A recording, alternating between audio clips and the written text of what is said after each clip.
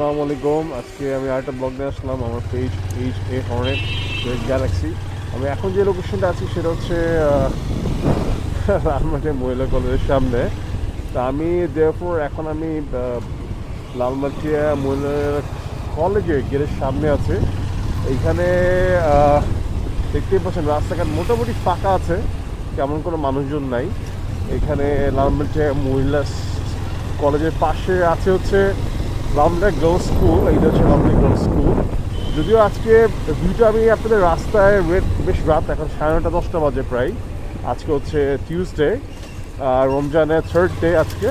তা আমি ভাবলাম যে একটা ছোটো ট্রিপ নিয়ে আপনাদের দেখানোর জন্য আমি এখান থেকে ধানমন্ডি যাচ্ছি একটু কফি খেতে।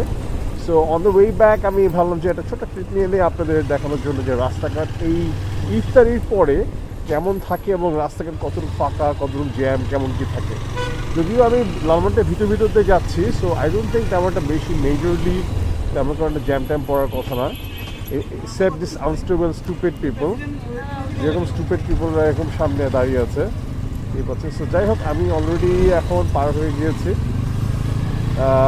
খুব এলোমেলোভাবে মানুষজন ড্রাইভ করছে, সো একটু কেয়ারফুলি ড্রাইভ করতে হচ্ছে, বিকজ যে যেমন পারে সেভাবেই ড্রাইভ করে, এবং আমিও চেষ্টা করছি আমার মতো যতটা স্টেবলভাবে ড্রাইভ করে যায়।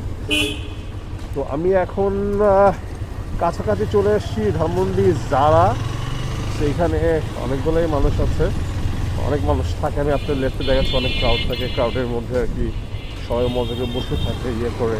তো যাই হোক, আমি অলরেডি চলে আসছি। আপনাদের একটা ভিউ দেখে আপনারা ভালো থাকবেন। আসসালামু আলাইকুম সবাইকে।